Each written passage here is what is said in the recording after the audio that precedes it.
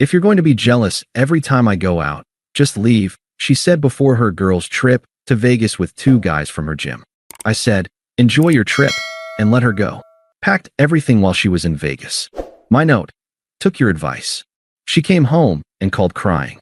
I was already on a date. Hey viewers, before we move on to the video, please make sure to subscribe to the channel and hit the like button if you want to see more stories like this. Thanks. The suitcase was open on our bed, a black hole swallowing lace and satin. I watched from the doorway as Qley folded a sheer black top I'd never seen before. The room smelled of her perfume and impending departure. You're sure it's just Jessica and Lauren? I asked. My voice was calm, a final checkpoint, not an accusation. She didn't look up.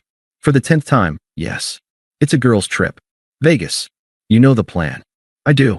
I also know Mark and Jake from your gym are flying out tomorrow for a bro weekend. Same hotel. Funny coincidence. Her hands stilled for a fraction of a second. Then she resumed packing, her movements sharper. So? Vegas is a big city, Alex. We're all adults. We might say hi if we run into them. Running into them seems statistically likely, given the group chat you forgot to leave open on your iPad. I kept my tone level, observational. The one where Jake said, "Can't wait to see you, Qley," and Mark sent the champagne emoji. That got her to turn. Her face was a masterpiece of wounded exasperation. You went through my iPad? You left it on the couch. The notification popped up. I didn't dig. It dug itself. I leaned against the doorframe, crossing my arms. It just feels off, Qley. A girls' trip, where your 2 main gym buddies just happen to be there, solo. Their girlfriends aren't going. It's a weird dynamic. It feels disrespectful. She sighed, a long, suffering sound she perfected. She rolled her eyes toward the ceiling, as if seeking divine patience for my stupidity.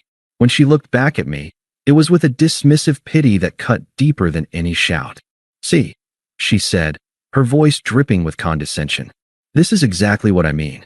You're suffocating me, Alex. You hear about a guy friend, and your mind immediately goes to the worst, most possessive place. You don't trust me. It's not about trust. It's about respect. And optics.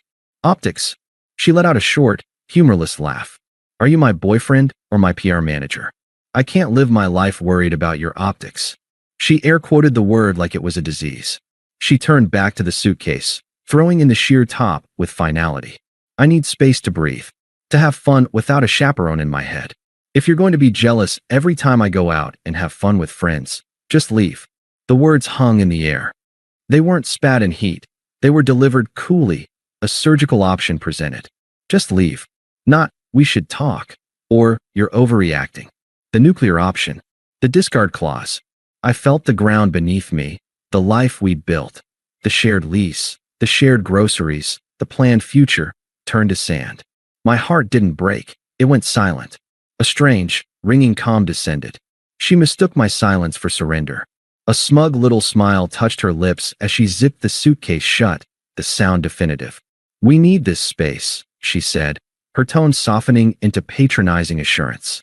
"Maybe while I'm gone, you'll do some thinking. Realize how insecure you're being. I'll text you when I land, okay? Try not to work yourself into a frenzy." She walked past me, her suitcase rolling over my foot. She didn't notice. In the living room, she checked her reflection in the mirror by the door, fluffing her hair. She was already gone, her mind in a Vegas lounge, the victory of this argument making her glow. I followed her to the door. She turned, expecting a pleading look, a last-minute argument she could bat away. She saw my face and her confidence flickered, just for an instant. There was no anger there. No sadness. Nothing she could recognize. "Okay," I said, my voice flat, devoid of all emotion. A statement of fact. "Enjoy your trip." The blandness of it confused her. She blinked, off balance. "I will," she said, forcing brightness. "Bye, Alex." The door clicked shut. The silence she left behind was different now. It wasn't empty. It was full of clarity. I walked to the window and watched her load her suitcase into the rideshare. She didn't look back at our apartment. Not once. As the car pulled away, a memory surfaced, unbidden and cruel. 2 years ago, on our first anniversary. We were broke, both grinding at entry-level jobs. She'd seen a vintage guitar in a pawn shop window for months, a beautiful old acoustic she'd strum every time we passed. She talked about it like it was a lost friend. I'd been secretly saving for it, skipping lunches, taking extra shifts delivering food. The case was scuffed, but the sound was honey warm. When I gave it to her, she cried real tears, hugging it to her chest, then hugging me. "You're the only person who really sees me," she'd whispered into my neck. You get it. You get what matters to me." I sold my own guitar, a decent electric I'd had since high school, to help make the final payment. It was just an object. Her joy wasn't. Seeing her play that first chord, her face lit up, was worth every penny and every sacrifice. I was building a life with her, brick by brick, sacrifice by sacrifice. That's what you did for love. Now, that same guitar was propped in the corner of her bedroom, a relic of a person I no longer was, for a person she'd never really been. I turned from the window. The apartment felt alien, a museum of a failed experiment. Her parting words echoed in the new, hollow silence. "If you're going to be jealous, just leave." It wasn't a plea or a threat anymore. It was an instruction manual. And for the first time since she'd spoken them, I felt a faint, icy smile touch my lips. The plan wasn't born of rage or heartbreak. It was born of that silent, ringing clarity. She had given me the terms. All I had to do was agree. The silence after the door shut was absolute. It wasn't the empty quiet of being alone. It was the dense, resonant silence of a verdict being read. I stood in the living room, the ghost of her perfume and her last, smug words still hanging in the air. "Just leave." I walked to the kitchen, poured a glass of water, and drank it slowly, staring at the faint ring our coffee maker left on the counter. My mind wasn't racing. It was eerily, perfectly still. The emotional storm I'd braced for, the anguish, the rage, never came. Instead, a cold, surgical clarity washed over me, scouring everything else away.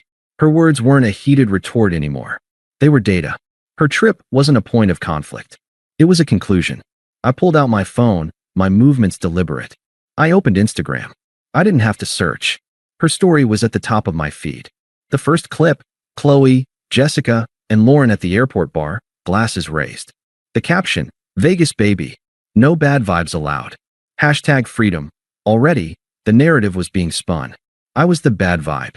My concern was the enemy of her freedom. I swiped. The next story, posted 20 minutes later. The camera panned. There, 2 stools down, leaning into the frame with practiced casualness, were Mark and Jake. They weren't running into them. They were a unit. Jake had his arms slung over the back of Lauren's chair. Mark was clinking his glass against Qley's. Her face was turned up to him, laughing at something he said, a laugh that was too bright, too familiar. It was the laugh she used to reserve for inside jokes with me. I didn't feel a spike of jealousy. I felt nothing. It was simply confirmation, like checking a weather app and seeing the predicted rain. The betrayal wasn't in the possibility anymore. It was in the pixels. Public, flaunted, and hashtagged. I closed the app. I didn't block her. Not yet. Evidence had a certain usefulness. The love I'd felt for her didn't shatter. It didn't even hurt. It just evaporated. In its place was a vast, calm emptiness, and in that emptiness, a single, unwavering directive: follow her instructions. The plan formulated itself not as a revenge fantasy, but as a logistical puzzle, a problem to be solved with efficiency and finality. I started in the bedroom. I pulled my old duffel bag and a stack of moving boxes from the closet, leftovers from our last move. I worked methodically, without haste. This wasn't a frantic escape. It was a systematic exodus. My clothes came out of the dresser, out of the closet. I left the hangers. I took every book from the shelves, my books, the ones with my name scribbled inside the covers from college. I took the framed photo of my parents, the small bronze sculpture my grandfather had made, the wool blanket from my childhood bed. I boxed my toolkit, my favorite chef's knife, the expensive headphones she'd always borrowed and stretched out. I moved to the living room. I unplugged the 65-inch television I had bought on a Black Friday sale, wiping the dust from its back. I coiled the cables neatly. I took the game console, the controllers, the router. Especially the router. A petty, satisfying detail. The modem followed. Let her figure out her own internet. I left the ugly vase her mother gave us. I left the garish abstract painting she'd bought at a flea market and insisted was investment art. I left the throw pillows she loved. I left everything that was ours or was fundamentally hers. In the bathroom, I cleared my shelf, razor, cologne, the good moisturizer, my toothpaste. I left the half-empty bottle of her expensive shampoo, the loofah, the eyelash curler resting on the sink like a dead spider. It took hours.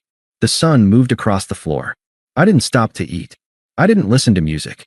The only sounds were the rustle of cardboard, the tape gun's thwip-thwip, and the solid thud of another sealed box hitting the floor. With each box packed, I felt lighter. Not emotionally lighter, but literally, as if I was shedding a weighted suit I'd been wearing for years. This wasn't my home anymore. It was the set of a play that had ended, and I was striking the set. The final step was the spare key and the note. I placed the key on the bare kitchen counter. I took a single sheet of printer paper and a pen. I didn't hesitate. I wrote 2 words in my clean, architectural handwriting. Took your advice. No name. No apology. No anger. Just a mirrored reflection of her own statement, given back to her devoid of the emotion she'd tried to weaponize. I propped it against the key. The emptiness of the apartment echoed around it. It was perfect. I called a moving company with a 24-hour garage. An hour later, a kid with a dolly helped me load the boxes and the TV into a storage unit. I paid for 3 months up front. Then I drove to the only place that made sense, my older brother's apartment across town. He opened the door, took one look at my face and the duffel bag in my hand, and stepped aside without a word. "Couch is yours," he said, clapping me on the shoulder. He didn't ask for details. He just handed me a beer. Sitting on his couch, the reality of the day settled. I wasn't sad. I was free. The chain yanking on my collar was gone. I took out my phone one last time. I went to her Instagram. The most recent story was a blurry, strobe-lit video from a club. Champagne bottles. Arms in the air. Qley, sandwiched between Mark and Jake, her head thrown back. The caption, "Living my best life." I smiled, a thin, humorless stretch of the lips. I took a screenshot. Then I blocked her. On Instagram, on Facebook, on every platform. Then I opened my phone settings. I blocked her number. I didn't delete it. Blocking was more final. It meant I knew she'd try, and I was preemptively refusing the attempt. I put the phone down on my brother's coffee table. It was over. For me, at least. The moving was done. The vanishing act was complete. She was in Vegas, living her best life. And I was gone. The next 3 days passed in a strange, peaceful limbo. I slept deeply on my brother's couch, the sleep of the emotionally exhausted. I called my job. I worked remotely as a software developer, and told them I had a family emergency and would be unavailable for the rest of the week. My boss, a no-nonsense woman, simply said, "Handle it. Check in Monday." I didn't check social media. I didn't wonder what she was doing. The mental channel that had been perpetually tuned to Qley was just static now. I went for long runs. I ate sandwiches with my brother and watched bad action movies. I felt like a patient recovering from a long illness, weak but clear-headed, appreciating the simple absence of pain. Her return flight was scheduled for Sunday evening. I imagined it vaguely, the way you might imagine the weather in a city you'll never visit. The plane touching down, the tired trek through the airport, the rideshare line. At 8:17 p.m., my phone, lying face down on the coffee table, buzzed. Then buzzed again. And again. A flurry of short, insistent vibrations. My brother looked up from his movie. "You gonna get that?"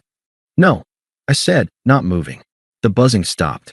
A minute later, it started again, a longer, persistent vibration. A call. It went to voicemail. 30 seconds of silence. Then another call. I sighed, picked up the phone. The screen showed, unknown caller. A cold, knowing calm settled over me. I accepted the call and put it on speaker, setting the phone back on the table. I muted my end. "Alex? Alex, are you there?" Her voice was sharp, tinged with panic and indignation. It wasn't the voice of someone who missed me. It was the voice of someone who had opened a cupboard and found it empty. "Hello? Pick up, damn it." There was a rustling sound, a thump. "The power's out." "Why is the power out?" "And the internet is gone." "Alex, this isn't funny. Where's all my stuff?" "My TV. You can't just do this." A beat of silence. I could hear her breathing, ragged. The voicemail beeped, and the call disconnected. My brother raised an eyebrow. The plot thickens. I just shook my head. The phone buzzed again. A text from a different, unknown number. "Unknown, Alex, it's me." What the hell? I come home to a dark apartment and half my things are gone. This is insane. You need to call me right now. We need to talk about this like adults. I deleted the text. Another buzz, 5 minutes later. Unknown. Seriously, Alex. I'm worried about you. This is so extreme. Are you having a mental break? Where are you staying? We can figure this out. Just call me. The shift had begun. Anger was sliding into concern trolling. I pictured her standing in the dark apartment, the reality of the empty space, the literal and metaphorical void starting to seep in. The TV she watched every night, gone. The router that connected her to her world, gone. The comforting, taken for granted presence of my things that filled the life she curated, gone. I went to bed. In the morning, there were 3 more missed calls from unknown callers and a new string of texts. Unknown, Alex, please. I'm sitting on the floor and I'm just scared. Please just call me back. I made a mistake, okay? The trip, it was a mistake. It wasn't what you think. Mark and Jake are just friends. We all just hung out as a group. Unknown, I'm sorry I said to leave. I was stressed about the trip. You know how I get. I didn't mean it. Unknown, please. Baby, just talk to me. The word baby felt like a fossil, a relic from a dead language. It sparked nothing. The final message of the morning came from a number I recognized. Her sister, Mia. Mia, Alex, what is wrong with you? Qley is devastated. She came home to a nightmare. You can't just abandon someone like that. She needed some space to breathe, and you go full-on psycho? Man up and fix this. Call her. I stared at the message. The flying monkey, sent to guilt me. The narrative was already being spun to her family. Poor Qley, her controlling ex had a mental break and robbed her. I didn't reply. I blocked Mia's number 2. The karma wasn't a dramatic explosion. It was a slow, sinking realization. She wasn't being punished by a vengeful god. She was facing the natural, logical consequences of her own choices. She had told her live-in partner to leave. And he had. Thoroughly. She had gone on a trip flaunting her freedom with other men. And she had returned to the freedom of an empty apartment. She had wanted a life without my jealousy, without my suffocating presence. And now she had it. Completely. The true unraveling wasn't in her texts. It was in the silence she now had to live in. The silence where the hum of my computer used to be. The empty side of the bed. The lack of a ready-made dinner, or someone to complain to about her day, or someone whose stuff she could borrow without asking. She had mistaken the infrastructure of our shared life for the backdrop of her life. And I had quietly, calmly, dismantled the infrastructure. I got up, showered, and dressed in clean clothes. I had a different kind of logistics to attend to. I opened a dating app one hadn't used in 3 years. I updated my profile with a simple, recent picture my brother took of me on our run. I wasn't looking for a soulmate. I was looking for a distraction. For proof of concept. For a quiet dinner with someone who hadn't told me to leave. I swiped for a while, the mundanity of it feeling revolutionary. Within an hour, I matched with a woman named Sarah. Her profile was witty, her smile genuine. We exchanged a few messages. She was a graphic designer, liked hiking and terrible sci-fi movies. The conversation was easy, light. There were no landmines. No subtext. No history. Me. I know it's last minute, but any interest in grabbing a drink tonight? I could use a break from my own thoughts. Sarah, honestly? Same. 8 p.m. at the Alchemist? They have a great patio. I agreed. It felt surreal. 48 hours ago, my life had been a closed loop around Qley. Now, I was arranging a date with a stranger, and the only thing I felt was a mild, pleasant curiosity. As I got ready that evening, my phone buzzed once more. Another unknown number. Another voicemail. I played it while buttoning my shirt. Her voice was thick with tears this time. The performance more polished, more desperate. Alex, it's me. I'm so sorry. For everything. The trip was stupid. I was stupid. I came home, and you were just gone. You really left. I can't eat. I can't sleep. Please. I'll do anything. Just come home. We can fix this. I love you. Please, just call me back. Please. The I love you was the final, hollow flourish. A tool she'd used to win arguments before. It landed with the weight of a feather. I deleted the voicemail. I finished getting ready. I looked in the mirror. My eyes were clear. There was no grief in them. No anger. Just a man about to go on a date. At 7:55 p.m., I walked into the warm, buzzing atmosphere of the Alchemist. I found Sarah at a corner table on the patio, under a string of fairy lights. She was prettier than her pictures, with an easy smile. We greeted each other. The conversation flowed from the first minute. My phone, sitting on the table next to my drink, buzzed. The screen lit up, unknown caller. Sarah's eyes flicked to it, then back to me, a polite question in her gaze. I picked up the phone, my movements calm. I hit the side button, silencing it. I turned the screen face down on the wooden table with a soft, definitive tap. I looked back at Sarah, my apology genuine but unrelated to the call. Sorry about that. Where were we? You were saying the sequel is actually better than the original, which is a take I absolutely need to hear defended. She laughed, and we dove back in. The phone buzzed once more, a feeble vibration against the wood. I didn't flinch. I didn't look. I was already gone. The date with Sarah was a revelation in its normalcy. There was no heavy baggage exchanged, no covert tests, no analyzing every word for hidden meaning. We talked about movies, our respective creative but messy professions, and our mutual hatred of cilantro. It was light, engaging, and profoundly peaceful. When I walked her to her car, and we shared a brief, promising goodnight kiss, I felt a flicker of something I hadn't in years. Uncomplicated anticipation. The buzz of my phone as I got into my own car was an insect against a window pane. Annoying, irrelevant. I drove back to my brother's place, the city lights blurring past. I didn't check the notifications until I was slumped on the couch. The screen showed a cascade of attempts, a digital monument to her rising panic. Texts from various unknown numbers, unknown. 10:03 p.m. I saw you were online. You're ignoring me. After everything? How can you be so cold? Unknown. 10:15 p.m. I'm not eating. I can't. The apartment is so empty. I keep thinking I hear you in the other room. This is cruel, Alex. You're punishing me, and it's not fair. Unknown. 10:47 p.m. I called the power company. They said the account in your name was canceled. I had to pay a $150 reconnection fee. And the internet? Really? That's so petty. Unknown. 11:22 p.m. Jessica says she saw you on Heartlink. You're on dating apps? Are you serious? We're still together. You can't do this. Unknown. 11:59 p.m. I'm sorry. I'm sorry I looked. Please, just talk to me. I'll get off the phone if you just answer once. Tell me what you want me to do. Voicemail, transcribed from 12:17 a.m. Her voice was slurred, thick with whine and self-pity. Hey, it's me. Again. I guess. I'm just sitting here in the dark. I plugged in a lamp. It's so quiet. I never realized how much noise you made. Typing, cooking, breathing, a wet sniffle. I miss it. I miss you. The trip, it was nothing. Mark is an idiot. Jake tried to kiss me, and I pushed him away. I swear. I told him I had a boyfriend. I said I had you. I was stupid and trying to feel young, and you were just there, being stable.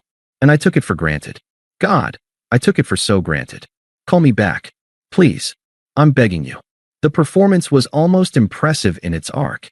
Indignation, negotiation, victimhood, and finally, a version of confession crafted to elicit forgiveness. The line about Jake trying to kiss her was a new, desperate twist. Whether it was true or not was irrelevant. It was a tool. I didn't respond. I plugged my phone into charge and went to sleep. Her unraveling was not my emergency. The next morning, the attempts took a sharper, more strategic turn. Text from Mia. A new number. Mia. Alex. It's Mia. Qley is staying with me. She's a wreck. Whatever you're trying to prove, you've proved it. You've hurt her enough.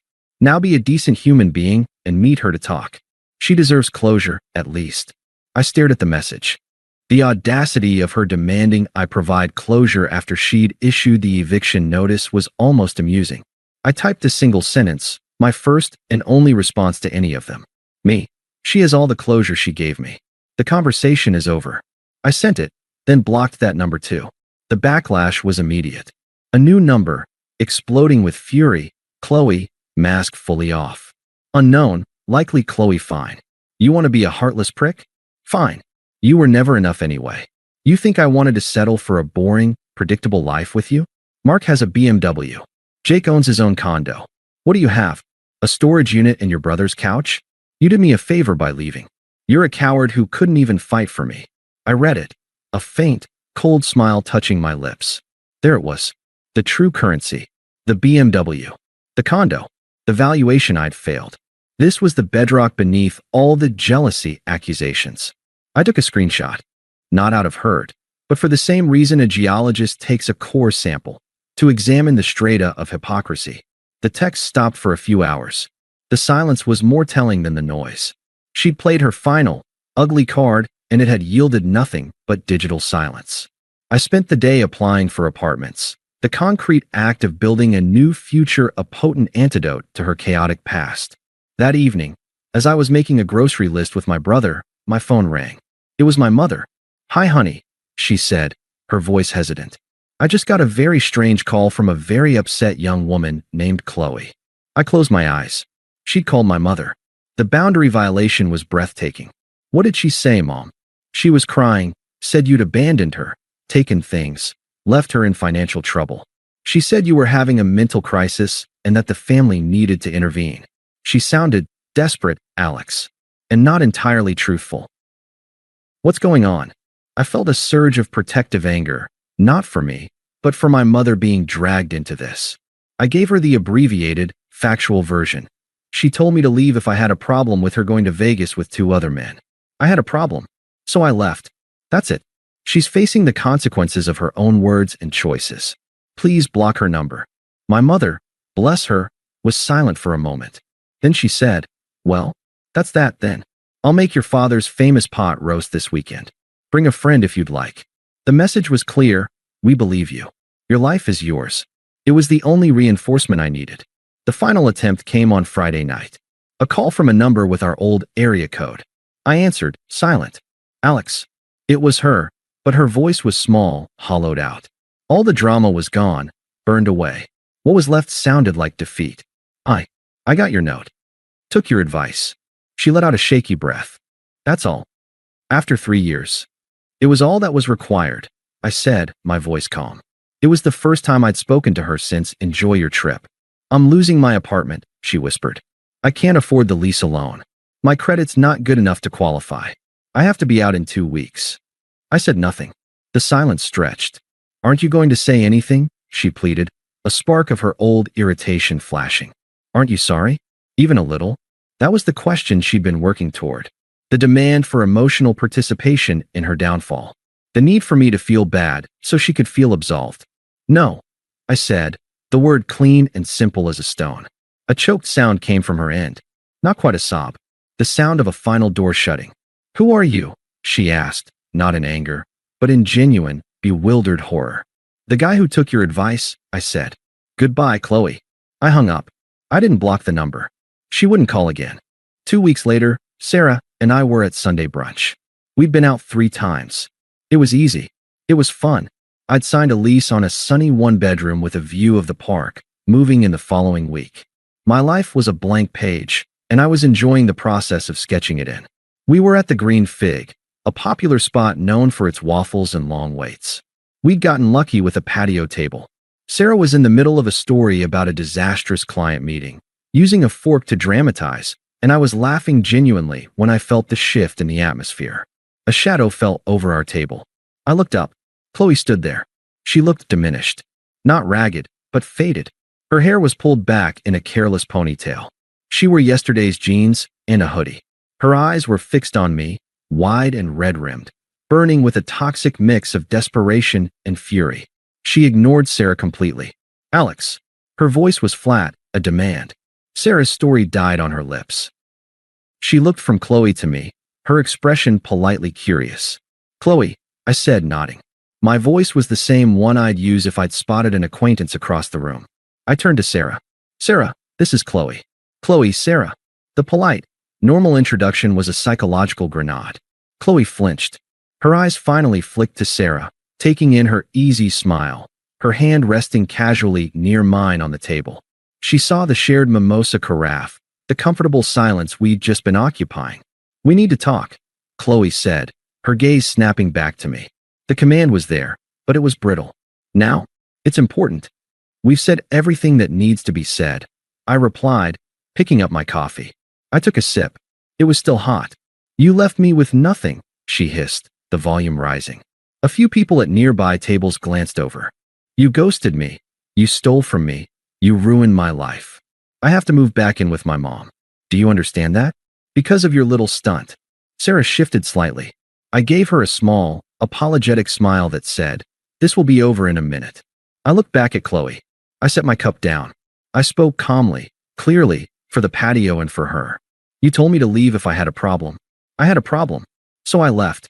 I took what was mine. I left what was yours. The lease was in both our names. You not being able to afford it is a financial reality, not a punishment." I tilted my head. "You got exactly what you asked for. You just didn't like what it looked like." Her face contorted. The tears that welled up now were pure, frustrated rage. "You were supposed to fight for me," she choked out. "When I said leave, you were supposed to beg me to stay. That's what you do when you love someone." There it was. The core of the script I'd refused to follow. I hadn't played my role as the groveling, insecure boyfriend, so her role as the magnanimous forgiver had been stolen. Her entire narrative had collapsed. "I did love someone," I said, my voice still even. "But the person I loved, the one who cried over a guitar, who talked about building a future, that person wasn't you. She was a story you told me. The real you told me to leave. So I listened to the real you." She stared at me, her mouth slightly open, searching for a weapon and finding none. The insults, the guilt, the tears, none of it could touch the calm, factual fortress I now occupied.